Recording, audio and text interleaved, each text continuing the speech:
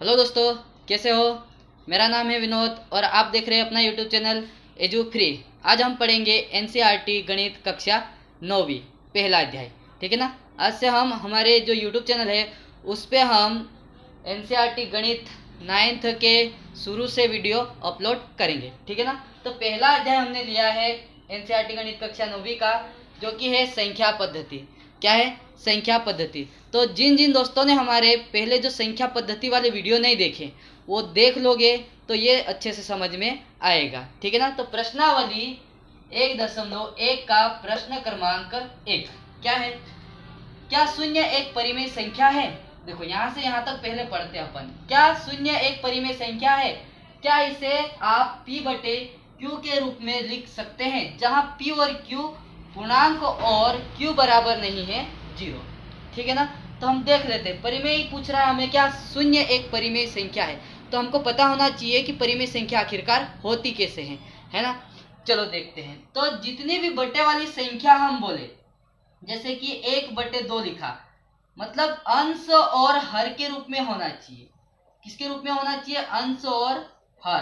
अंश बटे हर के रूप में जो भी संख्याएं रहती है वह परिमेय संख्या कहलाती है। ठीक है ना। तो हमको क्या बोला गया है कि क्या शून्य एक परिमेय संख्या है?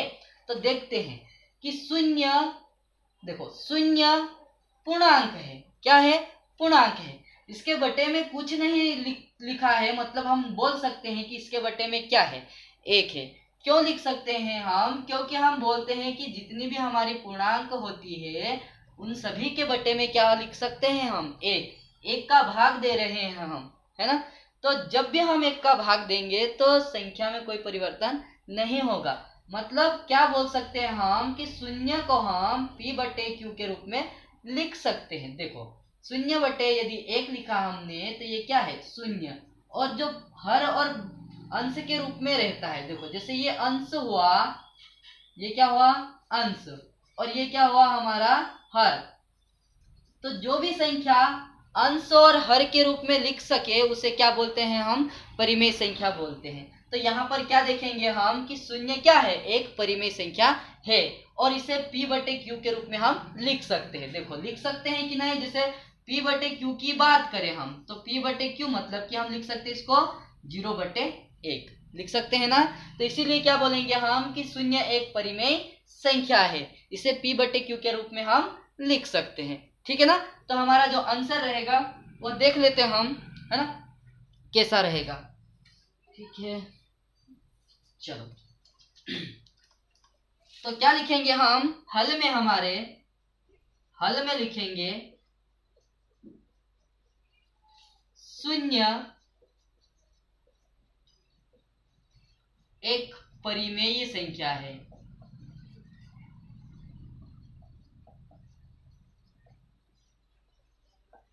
ठीक है ना। हम इसे p बटे q के रूप में लिख सकते हैं। हम इसे p बटे q के रूप में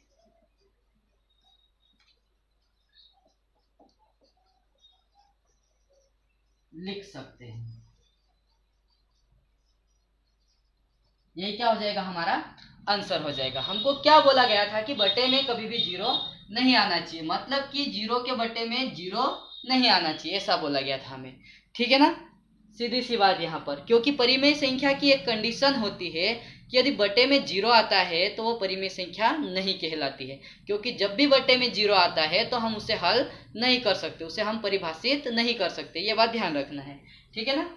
चलो देखो ये वाला क्वेश्चन हो गया हमारा। इसे आप वीडियो रोक के नोट भी कर सकते हो या फिर स्क्रीनशॉट लेकर भी लिख सकते हो। ठीक है ना। चलो अगला क्वेश्चन हम देखते हैं। दूसरा वाला प्रश्न क्या है? प्रश्नावली 1.1 का प्रश्न क्रमांक दूसरा। प्रश्न क्रमांक दूसरा क्या है? 3 और 4 के बीच में 6 परिमेय संख्या ज्ञात कीजिए। चलो देखते हैं कैसे ज्ञात करते हैं। 3 और 4 के बीच छह परिमेय संख्या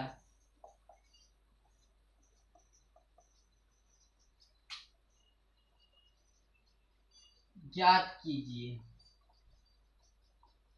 देखो हमें क्या ज्ञात करना है, 3 और 4 के बीच में 6 परिमेय संख्या ज्ञात करनी है। परिमेय संख्या से हमको पता होता है, याद आ जाता है कि परिमेय संख्या कैसी रहती है कि बटे वाले रूप में रहती है, अंश और हर के रूप में रहती है, ठीक है ना।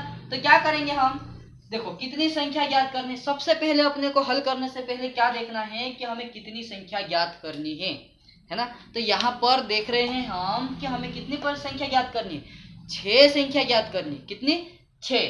देखो यहाँ पर लिखा है कि 3 और 4 के बीच 6 परिमेय संख्या ज्ञात करनी है। तो सबसे पहले क्या करेंगे हम कि जो 6 लिखा है उसमें 1 जोड़ेंगे। कितना जोड़ेंगे, 1। अगली बार यदि हमें 7 संख्या ज्ञात करने का बोले तब भी हम उसमें कितना जोड़ेंगे, 1। यदि हमें 2 संख्या ज्ञात करने का बोले तब भी हम उसमें कितना जोड़ेंगे, 1। क्यों जोड़ेंगे ये देख लेते हैं हम, ठीक है। देखो क्या करना है, सबसे पहले हमको जितनी संख्या ज्ञात करनी है उसमें जोड़ देंगे हम 1, मतलब कि 6 धन कर देंगे हम 1, तो क्या हो जाएगा, ये 7 हो जाएगा। कितना हो जाएगा, 7 हो जाएगा। अब क्या करते हैं, देखो ये जो 3 है और ये जो 4 है यह हमें भिन्न के रूप में नहीं दिख रहा है। क्या करते हैं, हम इसको भिन्न के रूप में बदल देते हैं, या फिर हम यह कहेंगे कि ये जो 3 है इसमें हम ये वाला जो 7 है उसका अंश में भी गुणा करेंगे और हर में भी गुणा करेंगे। कैसे करेंगे, जैसे ये 3 है हमारे पास, तो 3 को भी हम भिन्न के रूप में बदलेंगे। तो कैसा करेंगे कि 3 के गुणा में हम करेंगे 7/7, है ना। या फिर हम यह कहेंगे कि 3 के अंश में भी, देखो यदि जो भिन्न रूप में यदि हम लिखे तो 3 को क्या लिख सकते हैं, हम 3/1 लिख सकते हैं। क्या लिख सकते हैं, 3/1। यह कहें कि हम अंश में भी 7 का गुणा करें और हर में भी 7 का गुणा करें। हर बार जितने भी क्वेश्चन हम ये करेंगे उसमें यही करेंगे। देखो सबसे पहले जितनी संख्या ज्ञात करनी है उसमें हम 1 जोड़ देंगे और जो हमारी संख्या दी है उस संख्या के अंश में भी उस संख्या जो हमारा प्राप्त हुआ उसका गुणा करेंगे और हर में भी जो हमारा प्राप्त हुआ उसका गुणा करेंगे। जैसे हमने 7 का गुणा, देखो 3 के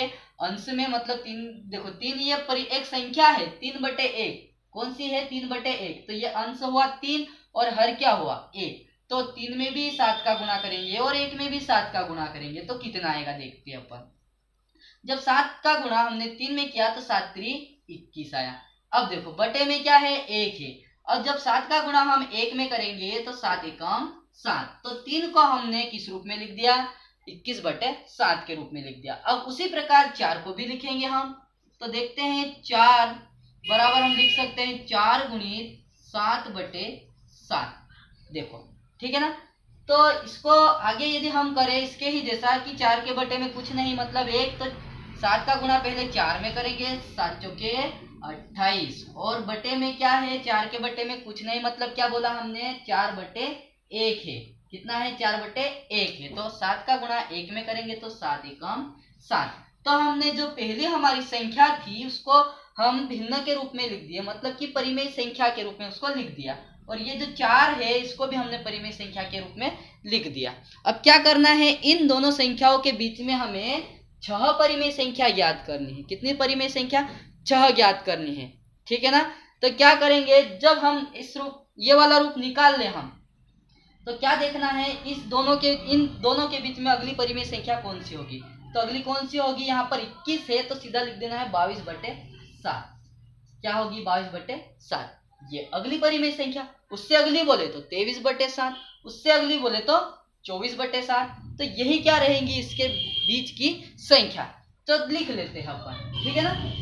कैसा लिखेंगे, हम लिखेंगे कि 3 और 4 के बीच अभिष्ट परिमेय संख्या, परिमेय संख्या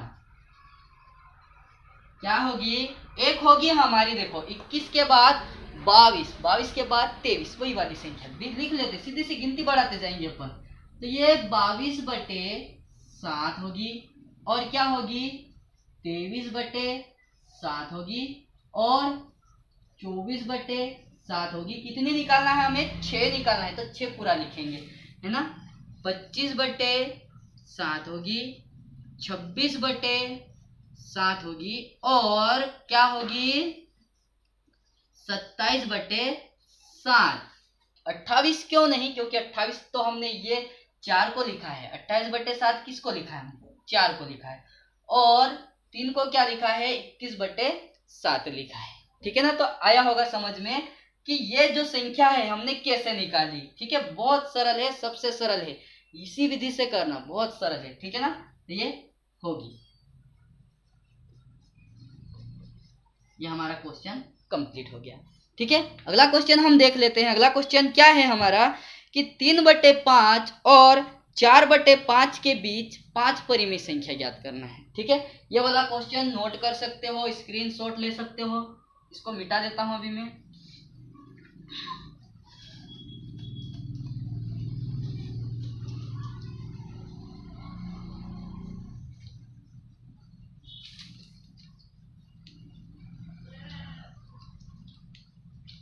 प्रश्न क्रमांक 3 क्या लिखा है?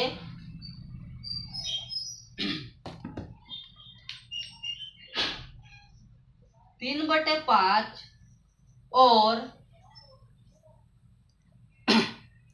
4/5 के बीच 5 परिमेय संख्या ज्ञात कीजिए।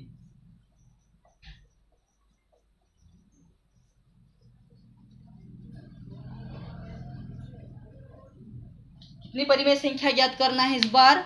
5, अगली बार 6, है ना। तो जितनी ज्ञात करना है उसमें हम क्या करेंगे? 1 जोड़ देंगे। क्या करेंगे? 1 जोड़ देंगे। ठीक है ना। तो देखते हैं अपन, हमें कितनी ज्ञात करनी है? 5 ज्ञात करनी है संख्या। तो 5 में हम 1 जोड़ देंगे तो कितना हो जाएगा? 6 हो जाएगा। कितना हो जाएगा? 6 हो जाएगा। अब ये जो 6 आया उसका गुणा हम ये जो हमारी पहली संख्या है उसके अंश में भी करेंगे और हर में भी करेंगे। उसी प्रकार जो हमारी दूसरी संख्या है उसके अंश में भी करेंगे और उसके हर में भी करेंगे। देखते हैं कैसे करते हैं। तो लिखेंगे हम 3/5 बराबर, हम इसको क्या लिख सकते हैं? 3/5 और गुणित में 6/6 लिख सकते हैं ना। देखो 6/6 लिखा है, इसका मतलब ये 1 है। कितना है? ये 1 है। ठीक है, आगे गुणा कर दे तो कितना हो जाएगा? 6×3 18 और बटे में 6×5 30। ठीक है ना। उसी प्रकार हम अगली वाली संख्या को भी लिख लेते हैं। अगली वाली संख्या क्या है हमारी? 4/5। इसको हम लिख सकते हैं 4/5 और गुणित में 6/6 बराबर, देखते हैं कितना हो जाएगा। 4×6 24। कितना हुआ? 24 और 5×6 30। ठीक है, अब देखो 18 और 24 के बीच में कितनी संख्या आ रही है? 18 और 24 के बीच में कितनी संख्या आ रही है? तो 5 आ रही है। कौन कौन सी आ रही है? 19, 20, 21, 22, 23, है ना। देखो 23 तक। तो ये जो संख्या रहेगी वही क्या रहेगी? हमारी 3/5 और 4/5 के बीच की 5 परिमेय संख्या। ठीक है ना। कैसे लिखेंगे? हम लिखेंगे क्या लिखेंगे कि 3/5 और 4/5 के बीच अभीष्ट परिमेय संख्या, परिमेय संख्या कौन कौन सी होगी? देखो 18 के बाद 19, मतलब कि 19/30। हर समान रखना है, केवल अंश बढ़ते जाएगा, है ना। तो वही क्या रहेगी? परिमेय संख्या। अब 19 के बाद 20, 20/30, है ना। फिर 21/30, फिर 22/30 और 23/30 होगी। देखो कैसे निकालना है, बहुत आसान है, बहुत ही सरल है। ठीक है ना। अगला वाला प्रश्न हमारा कौन सा रहेगा? ऑब्जेक्टिव वाला रहेगा, है ना। वो भी हम उसके लिए एक अलग वीडियो बना देंगे अगले में। ठीक है, सबको समझ में आया होगा, है ना। और अच्छा भी लगा होगा। देखो हम जो है एनसीईआरटी गणित जो कक्षा 9वीं की गणित है उसके सभी प्रश्नों के हल करेंगे, है ना।